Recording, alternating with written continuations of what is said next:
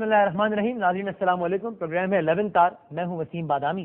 اور چونکہ محرم کے ایام ہیں اور ظاہر ایام میں واقعہ کربلا کے حوالے سے بات ہوتی ہے. جناب اس واقعے نے کیا درس دیا مسلم امہ کے لیے؟ اس واقعے میں بہت پیغام ہے, حق اور باطل کا مارکا تھا. اب علماء کرام سے باتیں سنتے ہیں. ظاہر میرا اس سے زیادہ بات کرنا بنتا نہیں ہے, علماء کرام کا موضوع ہے اور وہی اس پر بات کرتے ہیں. لیکن ایک بات یہ ضرور زیر بحث رہتی ہے, اور جب اس طرح کے مواقع آتے ہیں تو پھر ذرا مزید سنجیدگی سے بات زیر بحث آتی ہے کہ ایک ایسی نیشن, یعنی میں مسلم امہ کی بات کر رہا ہوں, جس کے پاس اتنے زبردست واقعات یا اتنی زبردست شخصیات موجود ہیں رول ماڈلز کے طور پر, اس امت کے بارے میں یا اس امت کا یہ حال کیوں ایسا ہے, یا اگر حال ایسا نہیں تو امپریشن کیوں ایسا ہے کہ آج آپ اپنے ملک سے شروع کیجئے اور آپ چلے جائیے دنیا کی کسی بھی ملک میں, ایک امپریشن یہ ضرور ہے, جو کہ صحیح ہے یا غلط ہے مجھے نہیں معلوم, کہ جو سب سے زیادہ پسا ہوا طبقہ ہے وہ بھی مسلمان ہے.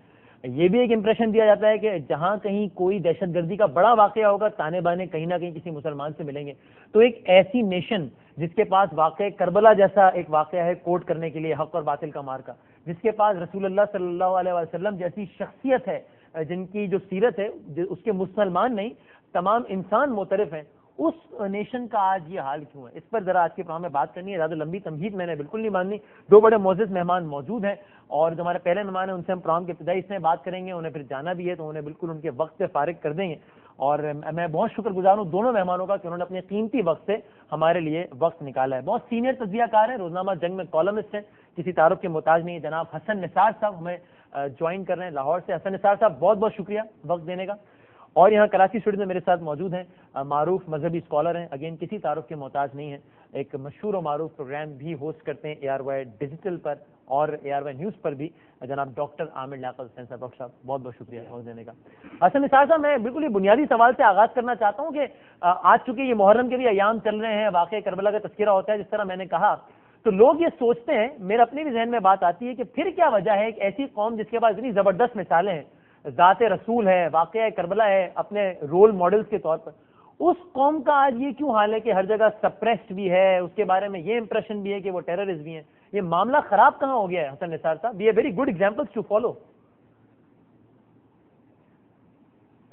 دیکھیں, پہلی بات تو یہ ہے کہ آپ نے کافی دفعہ ایک لفظ ریپیٹ کیا ہے امپریشن کا, یہ پرسیپشن, یہ بالکل غلط ہے. اچھا, یہ 55-56 ملک, اتنی بڑی فوج, petro dollar, minerals, man power, 1.5 ارب کے قریب آبادی, اس کے باوجود یہ راندہ درگاہ ہیں, ان کے پلے کچھ نہیں ہے. ٹھیک ہے, اچھا, آپ اندازہ لگائیں پچھلی کتنی سینچری سے جس دنیا میں آج ہم رہ رہے ہیں یہ ویسٹ نے کار کی ہے.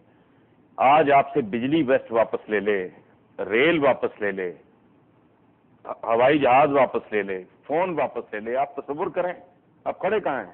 ان میں سے کوئی کنٹریبیوشن نہیں. یہ آج ان لوگوں کے نام کا ماتم کرتے ہیں کہ ہم بھی کبھی سائنسدان پیدا کرتے تھے, جن کی انہوں نے کتابیں جلائی ہیں, جن کے سروں پہ ان کی کتابیں ماری ہیں, ان کو نیم پاگل کر دیا ہے, جن کو جیلوں میں ڈالا ہے, جن کو ایگزائل پہ. وہی زوال کی وجہ ہے کہ انہوں نے اپنے عالی شان لوگوں کو, انہوں نے اپنے ڈراموں کو, ڈرامہ نما لوگوں کو, اپنی نوٹنکیوں کو, اپنے ٹھگوں کو گلیمرائز کیا ہے.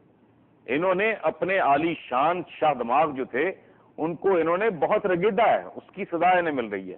رہ گیا, دیکھیں بات سنیں, میرا تو یہ لکھ لکھ کے انگلیاں گھس گئی ہیں یہ بات کہ دیواروں پہ جب میں لکھا دیکھتا ہوں تو میری ایک عجیب سی کیفیت ہوتی ہے, حرمت رسول پہ جان کی قربان ہے. او بھائی, ہدایات رسول کی بات کیوں نہیں کرتے؟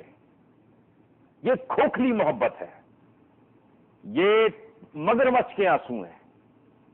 یہ دیکھیں بات سنیں, میں اگر اپنے استاد سے, اپنی ماں سے, اپنے باپ سے میں اگر واقعی محبت کرتا ہوں اور جھوٹ نہیں بول رہا, میں منافق نہیں ہوں, میں ڈرامہ نہیں کر رہا, تو مجھے ان کی ہدایات پہ عمل کرنا چاہیے. یہ چما چاٹی جو ہے نا, یہ بات کی بات ہے.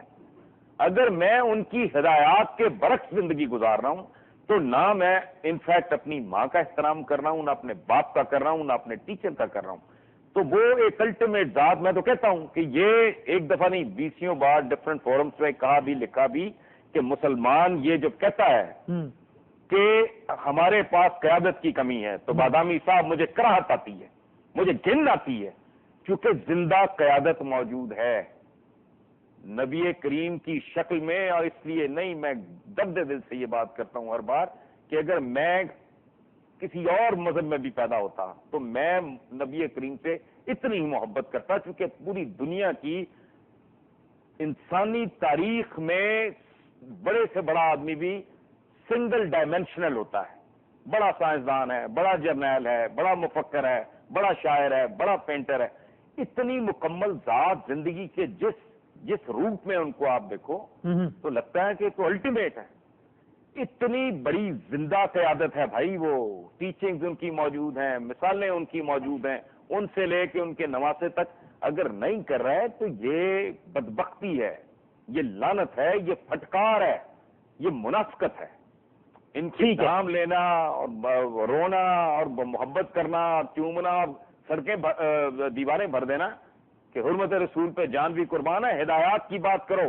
چلیں میں اسی بات کو لے کے آگے بڑھتا ہوں، پھر آپ کے دوبارہ آؤں گا۔ عامر لیاقت صاحب، ظاہر ہے اس سے تو کوئی بھی ایگری نہیں کرتا، کوئی بھی ڈس ایگری نہیں کرتا، نہ حسن نثار صاحب کر رہے ہیں کہ ایک الٹیمیٹ شخصیت ہے جو ہم کہتے ہیں بعد از خدا بزرگ تو یہ قصہ مختصر، لیکن کہتے ہیں سارا زور حرمت رسول پر ہے، ہدایات رسول پر نہیں ہے، اور یہی آج امت مسلمہ کی پستی کا سبب ہے کہ ہم نے جو دیگر چیزیں تھیں ان کو بہت اہمیت دے دی، ہدایات جو انہوں نے کہا کرنے کو اس پر عمل نہیں کر رہے۔ ایگری کرتے ہیں آپ سے؟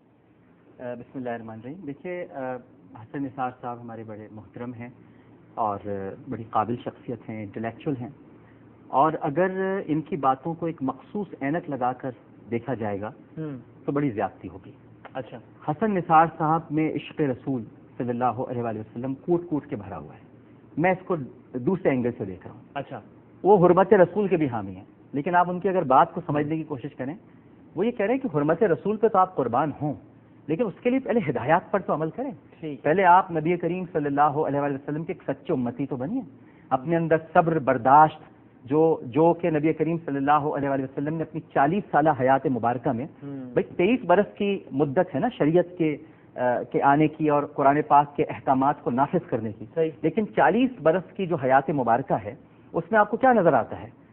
اس میں آپ کو نظر آتا ہے کہ جو کانٹے بچھا رہی ہے عورت، اس کے لیے آپ دعائیں کر رہے ہیں، آپ کو پتھر پڑ رہے ہیں تب بھی آپ دعائیں کر رہے ہیں، آپ کے گلے میں رسیاں ڈال کر کھینچا جا رہا ہے تب بھی آپ کسی کو بد دعا نہیں دے رہے۔ تو حسن نثار صاحب جو میں سمجھ پایا ہوں، اور ہو سکتا ہے میں ان کے آگے ایک طالب علم ہوں، لیکن یہ ان کا درد ہے جو وہ ایک بیان کرنا چاہ رہے ہیں کہ آپ دیواروں پر تو نعرے لکھ دیتے ہیں، لیکن کیا آپ ایک اچھے امتی بنے؟ کیا آپ ایک سچے مسلمان بنے؟ وہ نہیں بن پایا۔ کیا آپ پڑوسیوں کا خیال رکھتے ہیں؟ کیا آپ کے پڑوس میں کوئی بھوکا سو جاتا ہے تو آپ کو تکلیف ہوتی ہے؟ کیا آپ کے حکمراں لوگوں کے معاملات کا، ان کی خواہشات کا احترام کرتے ہیں؟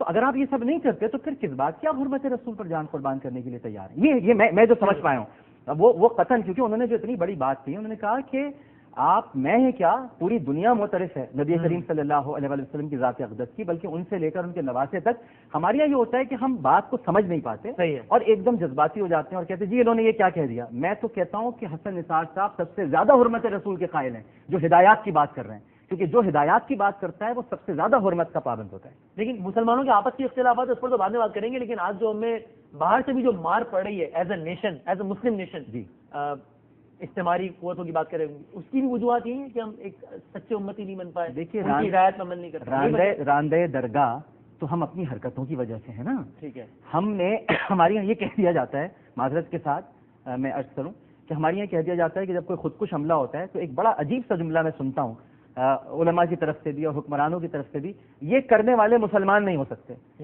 بھائی کیوں نہیں ہو سکتے؟ کیا مسلمانوں نے یعنی عبد الرحمن ابن ملجم نے علی کا سر نہیں کاٹا؟ کیا مسلمانوں نے حسین کا سر نہیں کاٹا؟ کیا علی اصغر کو 6 ماہ کے بچے کو کربلا کے تپتے ہوئے میدان میں اس کے حلق میں گھوڑوں کو مارنے والا تیر نہیں اتارا؟ کیا علی اکبر کی برچی نہیں اتاری؟ جی کیا انہوں نے عباس کے بازو نہیں کاٹے؟ کیا مسلمانوں نے بنو امیہ کی لاشیں نکال کر نہیں لٹکائیں؟ کیا بنو عباسی کے دور میں قتل و غارت نہیں ہوئی؟ کیا نہیں کیا مسلمانوں نے؟ تو یہ مت کہا کریں کہ یہ مسلمان نہیں ہو سکتے، یہ بڑے ظلم کیے ہیں۔